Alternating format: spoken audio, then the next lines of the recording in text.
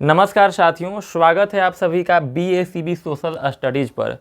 तो हमने इकोनॉमिक्स की क्लास कक्षा आरंभ कर दी है, जिसके 2 वीडियो हमने हमारे जल्द ही चैनल पर उपलब्ध होगा। तो आज हम संसाधन स्टार्ट किए हैं, यानी जो BACB कक्षा 10 यह भूगोल की पाठ्य पुस्तक है, भारत संसाधन एवं उपयोग कक्षा 10 की। तो आज इसके पहले चैप्टर कक्षा 10 भारत संसाधन एवं उपयोग, जो कि यह SCERT यानी BSEB का यह जो है पाठ्यक्रम है। तो खंड क सबसे पहले हम जानेंगे कि संसाधन होता क्या है, संसाधन यानी है क्या। तो संसाधन क्या है? मानवीय आवश्यकताओं को पूरा करने वाले सभी भौतिक पदार्थ, जैसे कि भौतिक पदार्थ नदी, पर्वत, पहाड़, मैदान, मिट्टी, भूमि, ये सभी जो हैं यह भौतिक पदार्थ हैं। साथ ही साथ जैविक पदार्थ हैं, जितने भी प्रकार के वनस्पति हैं, जीव जंतु हैं, जो मानवीय आवश्यकताएं हैं उनको पूरा करती हैं, फुलफिल करती हैं, तो वो सभी जो हैं संसाधन कहलाती हैं। अगर आपसे कोई प्रश्न पूछे कि संसाधन क्या है या संसाधन क्या होती है, तो संक्षिप्त उत्तर देना है कि मानवीय आवश्यकताओं को पूरा करने वाले सभी भौतिक और जैविक पदार्थ संसाधन कहलाते हैं। अब हम जानेंगे कि संसाधन का महत्व क्या है, आखिर संसाधन क्या होता है। उसके पहले हमें यह जान लेना आवश्यक है कि संसाधन होते नहीं, संसाधन बनते हैं, यानी संसाधन होते नहीं बनते हैं। यह प्रसिद्ध एक भूगोलविद हैं जिम्मरमैन, उनका यह एक कथन है कि संसाधन होते नहीं, संसाधन बनते हैं। जैसे कि इसको उदाहरण से समझते हैं, जैसे कि मान लीजिए नदी के किनारे बालू का ढेर है, वहाँ इसका कोई उपयोग नहीं है जब तक हम उसको घर लेकर नहीं आते हैं। अगर हम उसे घर लेकर आ जा रहे हैं तो इसकी जो उत्पादकता है और साथ ही साथ इसका महत्व है, यह दोनों बढ़ गया, यानी यह मानवों के उपयोग के लिए आ गया है। तो यह संसाधन कहलाएगा, यानी संसाधन को हम बनाते हैं उसकी आवश्यकता के अनुसार भी। तो जैसे कि हमने पढ़ा था कि मानवीय आवश्यकताओं को पूरा करने वाले सभी भौतिक पदार्थ और जैविक पदार्थ सभी संसाधन कहलाते हैं। और प्रसिद्ध भूगोलविद जिम्मरमैन का कथन भी है कि संसाधन होते नहीं, संसाधन बनते हैं, यानी संसाधन को हम उपयोग के अनुसार बना सकते हैं। तो आइए हम पाठ्यपुस्तक पर एक नज़र डालें कि आप अपने जीवन में अनेक वस्तुओं का उपयोग करते हैं। बिल्कुल करते हैं। उपयोग में आने वाली ये सभी वस्तुएं संसाधन हैं। क्यों संसाधन है? क्योंकि यह मानवीय आवश्यकताओं को, मानवीय उपयोगिताओं को पूरा करती हैं। संसाधन भौतिक भी होती हैं, जैसा कि हमने देखा, और जैविक भी होती हैं। जहाँ तक एक और भूमि, मृदा, जल, खनिज जैसे भौतिक पदार्थ मानवीय आकांक्षाओं की पूर्ति में सहायक होकर संसाधन बन जाते हैं, ठीक उसी दूसरी ओर जैविक पदार्थ यथा वनस्पति, वन्य जीव तथा जलीय जीव मानवीय जीवन को सुखमय बनाने में पीछे नहीं है, यानी भौतिक के साथ साथ जैविक पदार्थों का भी मानवीय आवश्यकताओं को पूरा करने में काफ़ी ही ज़्यादा महत्व है। उपरोक्त भौतिक एवं जैविक दोनों पदार्थ तकनीक के सहारे, यानी टेक्निक के सहारे, तकनीक के द्वारा यह जीवनोपयोगी बन सकता है, जीवनोपयोगी बनता भी है। तो तकनीक के सहारे ही जीवनोपयोगी बन पाते हैं। प्रश्न पूछ सकता है कि जो संसाधन है वह किनके सहारे उपयोगी बनते हैं, तो वह तकनीक के सहारे ही उपयोगी बनते हैं। जैसे कि पहले नदी के किनारे बालू के महत्व को कोई नहीं जानता था, जब तक कंक्रीट और सीमेंट का आविष्कार नहीं हो चुका था तब तक इसका कोई महत्व नहीं था। लेकिन जैसे ही उसका आविष्कार हुआ तो वह एक संसाधन के रूप में परिणत हो गया, काफ़ी कीमती संसाधन के रूप में। अनादिकाल से ही अरण्यों में, यानी जंगलों में वनस्पति एवं वन्य जीव जो है उपलब्ध थे।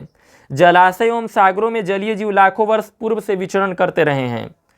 सदियों से ही कोयला, पेट्रोलियम एवं अन्य खनिज पदार्थ पृथ्वी के गर्भ में भरा पड़ा हुआ था, किंतु उस समय के आदि मानव में तकनीक यानी ज्ञान का अभाव था, वे उसको प्रयोग में लाना नहीं जानते थे, तो इस कारण से उसका उपयोग संभव नहीं हो पाता था, वो संसाधन में परिणत नहीं हो पाते थे। धीरे धीरे जनसंख्या बढ़ी, इसके अनुसार आवश्यकताएं बढ़ी, क्योंकि हमने पहले भी पढ़ा है, यह एक आविष्कार का सूत्र वाक्य है कि आवश्यकता ही आविष्कार की जननी होती है। तो इस वृद्धि ने मानव के ज्ञानार्जन की दर में त्वरित वृद्धि किया। इतना ही नहीं, आदि मानव तकनीक को पाकर ज्ञानी मानव बन गया। पहले आदि मानव था, तो आदि मानव किसके सहारे?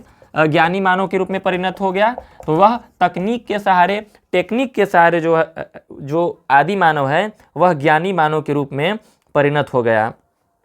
इतना ही नहीं, आदि मानव तकनीक को पाकर ज्ञानी मानव बन गया। पर्यावरण में उपलब्ध पदार्थों का जनप्रिय तकनीक के सहारे जीवन को सुखमय बनाने में मानव सक्षम हो गया। जब पर्यावरण में मानव द्वारा जनप्रिय तकनीक का प्रयोग होता है तब सभ्यता विकसित होती है। जैसे कि सर्वप्रथम हमारे पूरे विश्व में 3-4 सभ्यताएं, जैसे कि उसमें हमारी हड़प्पा सभ्यता जो कि एक नगरीय सभ्यता थी, काफ़ी सुदृढ़ अवस्था में थी। मेसोपोटामिया की सभ्यता, नील नदी की भी सभ्यता है, मिस्र की घाटी की सभ्यता, यानी अलग अलग क्षेत्रों की जो ये सभ्यताएं हैं वह काफ़ी विकसित हुई है। अंततः मानवीय जीवन निर्वाह के तौर तरीके सांस्कृतिक संसाधन की स्थिति को प्राप्त कर लेते हैं। यानी किसी भी देश की जो कल्चरल स्थिति है, कल्चरल कंडीशन है, उसको मानवीय जीवन यानी मानव किस प्रकार निर्वाह करता है वह तरीकों पर स्थिति को प्राप्त कर लेते हैं।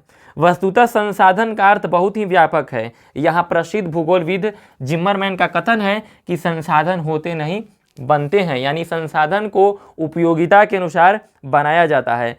वर्तमान परिवेश में सेवा को भी संसाधन माना गया है। जैसे कि परिवहन, आपको यहाँ से मान लीजिए दिल्ली की दूरी तय करनी है, पटना से दिल्ली की दूरी तय करनी है, तो आप या वायु मार्ग से जा सकते हैं, रेलगाड़ी के द्वारा जा सकते हैं, या आप कार से भी जा सकते हैं।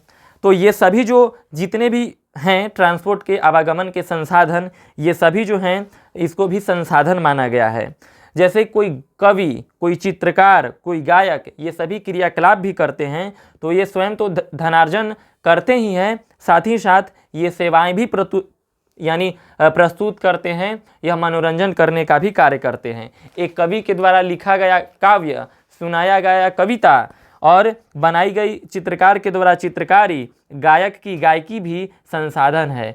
सच तो यह है कि मानव स्वयं भी संसाधन है। यानी संसाधन मुख्यतः 3 प्रकार के हो सकते हैं। पहला है मानव संसाधन, यानी मानव स्वयं संसाधन है।